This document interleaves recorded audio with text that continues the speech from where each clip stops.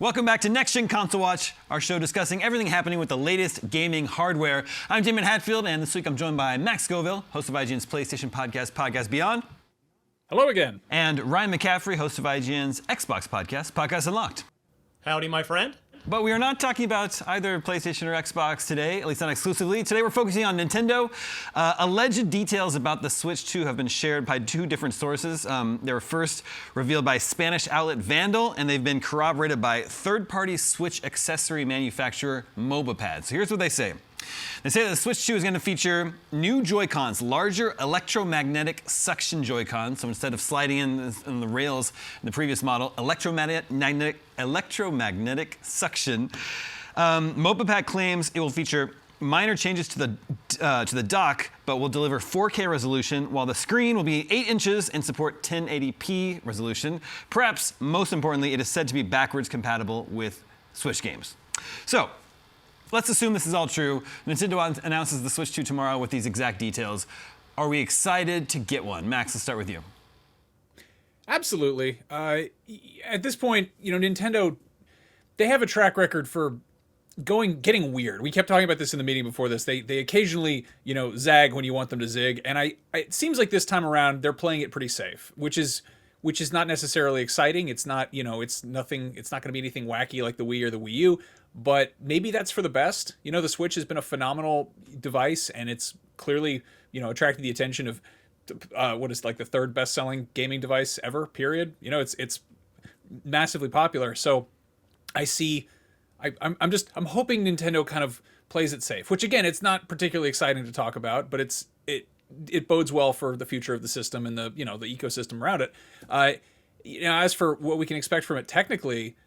I think definitely people should kind of keep their expectations in check because in addition to occasionally getting a little bit weird, Nintendo also has the reputation for not going too hard in the technology department. Like I think a 4K output is good. I can't imagine we're going to see that when it's in handheld mode, but like that's this isn't going to be a high performance gaming device. This is going to be a Nintendo hybrid console handheld thing. That's great. That's good. That's good news. But I feel like, looking at the sort of immediate competition from other, recent handhelds like the Steam Deck, it might be easy to kind of let imaginations and expectations run away a little bit. Like, I don't think this is going to be a super powerful device. I think it's going to be a good step up, but we keep calling it the Super Switch or the Switch Advanced, something like that. And I feel like that is a good kind of level of expectation to put on it. And, everything we keep hearing about it seems like it's kind of going in a predictable but, fun direction for the best. Well, if these details are true, it has a larger screen than the Steam Deck, which has a 7.5-inch screen, and even the biggest competitor to the Steam Deck, the Asus ROG Ally, has a 7-inch screen. So it has a whole extra inch there on that. Ryan, what do you make of these alleged Switch 2 details? Well, I want to start with the backwards compatibility piece because to me that's I don't want to say assumed because you can never assume with Nintendo. But that's the biggest relief, I think, before we get to getting excited about anything else. Because obviously Nintendo, more than any other company in gaming history, has been guilty of, and they get away with it, we keep buying them, they sell us the same games every single generation over and over and over again in some way, shape, or form.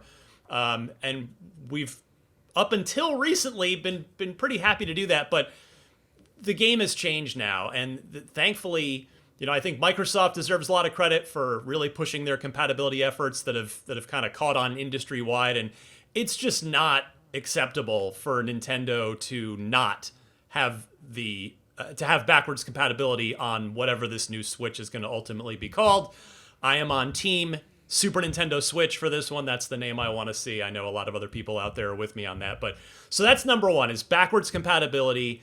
If that's a done deal, it's not something I'm like shouting from the rooftops about. It's just more of a relief than anything else because that means my entire awesome Switch catalog can follow me to the new console.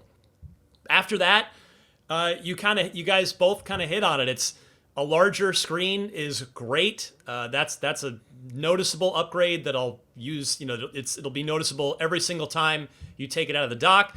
But then when it is in the dock, if it can go 4K, even if that's an upscaled 4K, I'm totally good with that because, I'm hoping for, I guess I stopped myself from saying expecting, but I'm very much hoping for the next major 3D Mario game at launch for this thing. And I was going to play it docked anyway for most of the time, if not all the time. And so if it's going to give me a 4K output on that, I'm going to be super thrilled. And so, yeah, I mean, the horsepower, as you said, Daemon, it's not going to blow the doors off of a PS5 or a Series X, but if it's Series S-like in horsepower, and there was, in fact, another rumor today as we sat down to record that it's maybe around 4 teraflop output in docked mode, and that they maybe throttle it down a little bit in handheld in order to help extend the battery life. So we'll see if that proves to be true or not. But yeah, the backwards compatibility is just, that is number one. And with that, if we can check that off, and I know these are just rumors, nothing's official yet, but the backwards compatibility piece is enormous. And then from there, I agree with Max. I mean, the Switch is such a home run. It's such a great device, and it really kind of it changed gaming. I mean, look, without the Switch, there's no Steam Deck, there's no Xbox handheld that looks like it's coming up.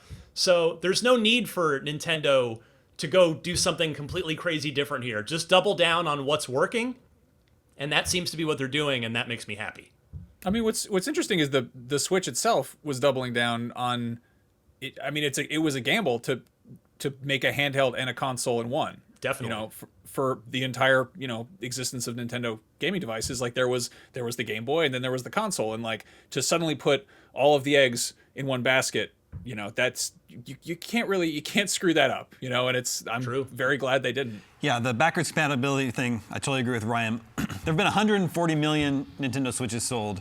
It's only been outsold by the PlayStation 2 and the Nintendo DS, which are about 155 million. We never thought anyone would even get close to those numbers, and now the Switch is like knocking on the door of those incredible successes. So it would just be a lot of unhappy people if they couldn't play their current Switch games on the Switch 2. Now, Daemon, there's one part of this leak that we didn't touch on that I think is worth mentioning, is that the people who allegedly got to see this thing didn't actually see it; they just got to touch it. Whoa! Oh, Like in a mystery box, right? Yeah. Did you hear? That's what I heard floating around about this, which is a completely baffling thing. But I wouldn't really put it past Nintendo. Like it's sort of you've got somebody holding a poison needle to the tester's neck and making them do the Bene Gesserit Gom Jabbar test or whatever. Lower. Go on. I wouldn't put anything past Nintendo. Do we like the idea of electromagnetic Joy-Cons? I think so. Yeah. I think it seems like a cool way to attach them and detach them. I mean, I don't know if it'll actually improve the experience at all, but it sounds cool. Yeah, it seems like that's the extent of the gimmick stuff happening here. There's the sort of rumor that they have additional buttons, which is curious. I'm wondering what those are going to be for. But as for the sort of electromagnetic suction, it seems like an unnecessarily complicated way of attaching controllers to the Switch, which sliding them on was just fine as far as I'm concerned. What I'd really love to see is if them figure out the drift. Like if these new electromagnetic controllers don't suddenly start doing their own thing after 6 months, that would be great. Well, of course, these are all alleged details, not official yet, but I think I speak for everyone that everyone's just ready for Nintendo to announce this thing. It's been over 7 years now since the Switch was released. I think people are ready to play an improved, advanced Nintendo Switch. I certainly am. I have the results from last episode's poll. We were talking about everything Fallout, the huge success that the Fallout games are experiencing now in the wake of the very good TV show. And then we asked, are you going to play the Fallout 4 current gen upgrade now that's available? And exactly half of you said, no, you've got other stuff to play right now, which I get, but there are a lot of people playing all these Fallout games right now. 34% said yes, you can't wait to revisit the Wasteland, and 15% of you said yes, you're going to jump into Fallout 4 for the first time. Happy hunting to all of you. New poll for you to vote on for next episode. Which Switch 2 alleged feature is most important to you? Backwards compatibility, an 8-inch screen, 1080p resolution, electromagnetic Joy-Cons, Make sure to vote at IGN.com the day this episode goes live. We'll share the results with you next episode, and that's going to do it for this edition of Next Gen Console Watch. Thank you to both Max and Ryan. Thank you to Jobert and Mariah and everyone else working behind the scenes in our LA studio to make this episode possible. My name is Daemon. We'll be back next week with all the latest gaming hardware news. We'll see you then.